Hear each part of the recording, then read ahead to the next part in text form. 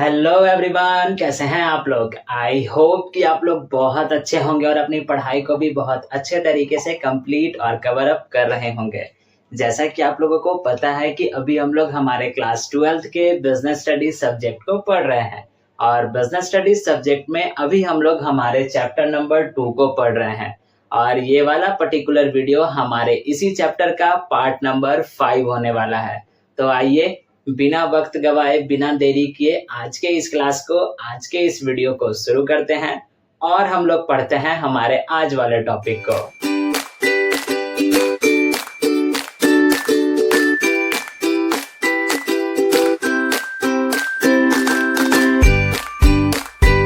जैसा कि मैंने अभी आपको बताया कि आज के इस क्लास में हम लोग हमारे चैप्टर नंबर 2 के पार्ट नंबर 5 को पढ़ेंगे। सो बेसिकली इस वाले वीडियो में हम लोग कौन से टॉपिक को पढ़ेंगे। तो अगर आपने इस चैप्टर के प्रीवियस वाले पार्ट्स यानी कि पार्ट नंबर 3 और पार्ट नंबर 4 को पढ़ा होगा तो उस वाले पार्ट में हम लोगों ने पढ़ा था कि हेनरी फॉयल जी के द्वारा जो भी मैनेजमेंट के प्रिंसिपल्स दिए गए हैं उनमें से हम लोगों ने अभी तक टोटल 10 प्रिंसिपल्स ऑफ मैनेजमेंट को पढ़ लिया है, जिसमें से फर्स्ट 5 प्रिंसिपल्स हम लोगों ने पार्ट नंबर 3 में पढ़ा था और फिर नेक्स्ट 5 प्रिंसिपल्स हम लोगों ने पार्ट नंबर 4 में पढ़ा था। और इस वाले वीडियो में हम लोग हमारे बचे हुए 4 और मैनेजमेंट के प्रिंसिपल्स को पढ़ेंगे, क्योंकि आपको तो पता ही है कि हेनरी फॉयल जी के द्वारा जो है वो मैनेजमेंट के टोटल 14 प्रिंसिपल्स लिखे गए हैं, दिए गए हैं। तो उनमें से हम लोगों ने 10 प्रिंसिपल्स को ऑलरेडी पढ़ लिया है।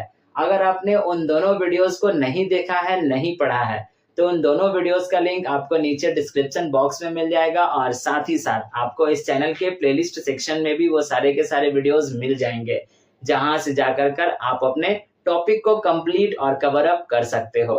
तब आइए हम लोग अब पढ़ते हैं हमारे 11th यानी कि 11वें number of management of principles को, जो कि हेनरी फॉयल जी के द्वारा लिखा गया है और कहा गया है।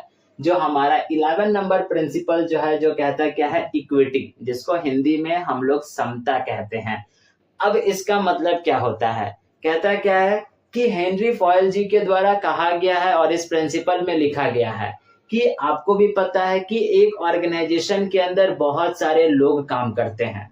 अब जरूरी तो नहीं है कि जितने लोग काम कर रहे हैं वो सेम कास्ट से बिलोंग करते हो, सेम रिलीजन से बिलोंग करते हो, ऐसा तो जरूरी नहीं है।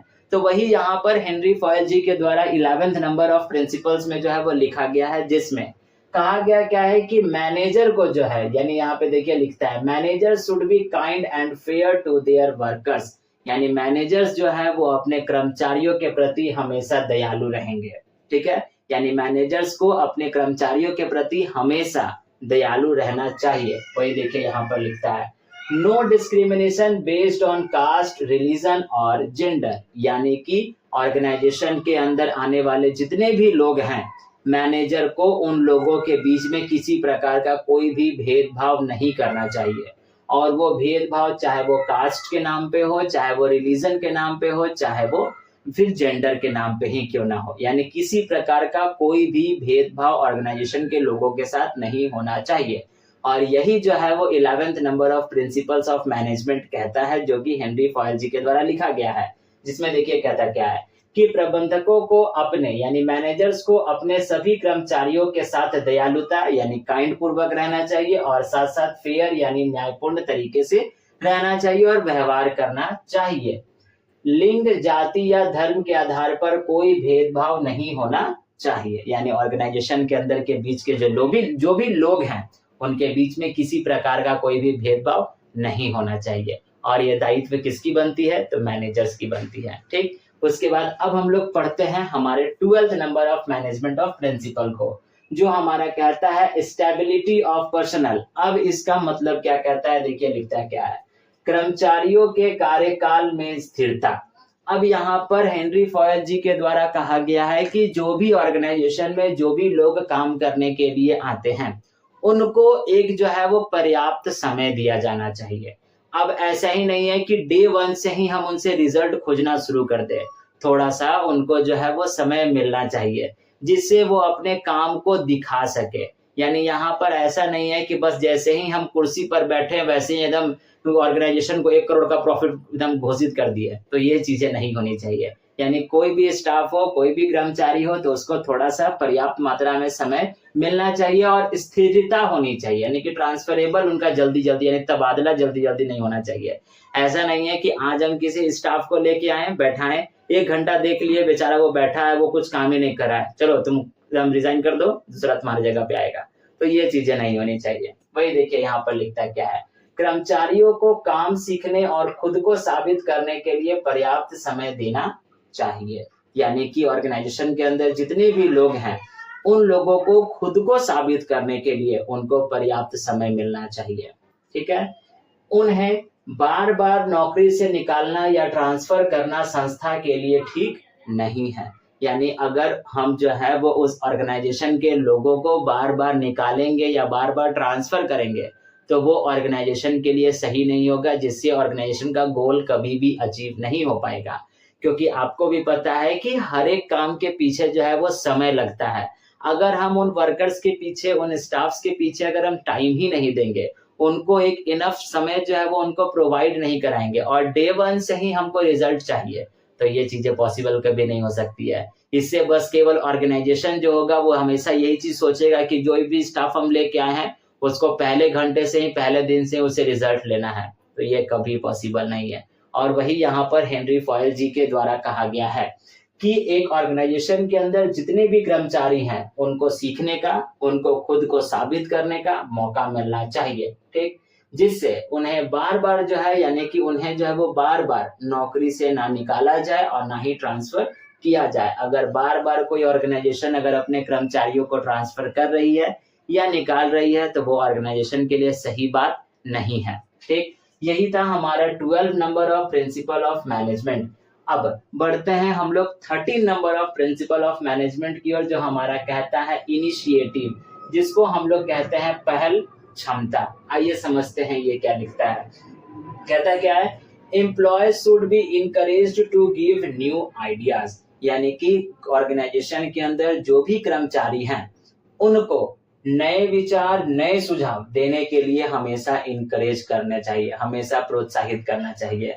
ऐसा नहीं है कि जो भी कर्मचारी आए हैं, जो भी एम्प्लॉयज हैं, उनको हम प्रोत्साहित नहीं करेंगे, उनको इनकरेज नहीं करेंगे, बस केवल हर एक काम के लिए हम लोग जो है वो टॉप लेवल मैनेजमेंट पर डिपेंडेंट रहेंगे। तो ये चीजें नहीं होनी चाहिए, क्योंकि उस ऑर्गेनाइजेशन में जितने महत्वपूर्ण टॉप लेवल ऑफ मैनेजमेंट है, उतने ही महत्वपूर्ण लो लेवल मैनेजमेंट के लोग हैं।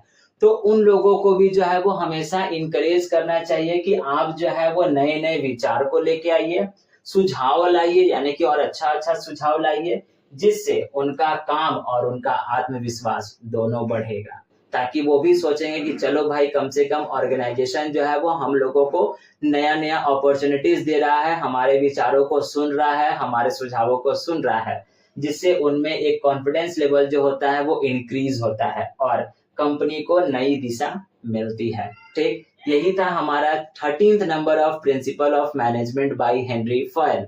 अब हम लोग बढ़ते हैं हमारे last number of principle of management की ओर, जो हमारा कहता है स्पिरिट डी कॉर्प्स, जिसको हम लोग कहते हैं सहयोग की भावना। अब यहाँ पर क्या कहता है कि हेनरी फॉयल जी के द्वारा कहा गया है कि एक ऑर्गेनाइजेशन के अंदर जितने भी लोग हैं, वो अपने आप को इंडिविजुअल नहीं समझे, वो हर एक को जो, यानी कि जितने भी लोग हैं, वो एज अ टीम काम करे, वो ऐसा समझे कि हम लोग जो है वो एक साथ हैं, क्योंकि आपने कहावत तो सुनी ही है, एकता में बल होता है। तो वही यहाँ पर हेनरी फॉयल जी के द्वारा कहा गया। देखिए क्या लिखता है, मैनेजमेंट की टीम वर्क को बढ़ावा देना चाहिए। यानी कि मैनेजर्स जो है वो इंडिविजुअल लोगों पे ध्यान न दे कर उन सारे के सारे लोगों को एज अ टीम कॉप, यानी कि एज अ टीम उनसे काम करवाए। ठीक, देखिए लिखता क्या है, बातचीत के दौरान मैं, यानी कि जब कभी भी उनसे इंटरेक्शन होगा, बातचीत होगा, तो उस दौरान वो वर्कर्स जो है या फिर वो लोग जो है वो इंडिविजुअली नहीं सोचे, यानी कि वो बस केवल अपने बारे में नहीं सोचे, यानी मैं की जगह पर वो किस वर्ड का यूज करें, हम का यूज करें।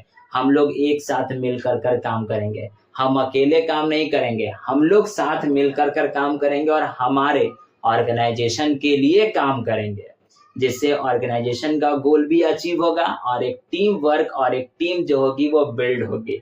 और यहाँ पर वही चीजें देखिए लिखता है कि मैनेजमेंट को टीम वर्क को बढ़ावा देना चाहिए। बातचीत के दौरान मैं यानी आई के स्थान पर हम यानी वी का प्रयोग करना चाहिए ताकि एकता बनी रहे।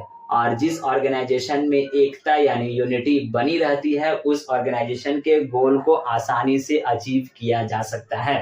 ठीक, तो यही सारे के सारे मैनेजमेंट ऑफ प्रिंसिपल्स थे जो कि हेनरी फॉयल जी के द्वारा लिखे गए थे। आई होप सो कि आपको सारे के सारे principles of management by Henry foil अच्छे तरीके से समझ में आ गए होंगे। तो अभी आप क्या कीजिए, वीडियो को यहाँ पर पॉज कर लीजिए और इसका स्क्रीनशॉट लेकर कर अपने पास रख लीजिए और मेक श्योर कि आप इसको अपने कॉपी में बहुत अच्छे तरीके से राइट डाउन कीजिएगा। ठीक है, तो आज के इस क्लास के लिए बस इतना ही हम लोग रहने देते हैं।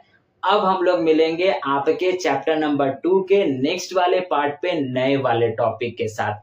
तब तक के लिए आपको पता है करना है क्या, अगर आप वीडियो को यहाँ तक देखे हो, हेनरी फॉयल्स के द्वारा जो भी मैनेजमेंट के प्रिंसिपल्स दिए गए हैं उन सारे के सारे प्रिंसिपल्स को आपको अच्छे तरीके से अगर समझ में आया है तो वीडियो को लाइक करके जाइएगा। चैनल पर नए होंगे तो चैनल को सब्सक्राइब भी कर लीजिएगा और अपने फ्रेंड्स के साथ शेयर भी करते जाइएगा और लास्ट जाते जाते एक प्यारा सा कमेंट भी करते जाइएगा। अब हम लोग मिलेंगे आपके चैप्टर नंबर 2 के नेक्स्ट वाले पार्ट पे यानी पार्ट नंबर 6 पे। तब तक के लिए आप अपना ख्याल रखिएगा, ध्यान रखिएगा। Thank you and bye bye.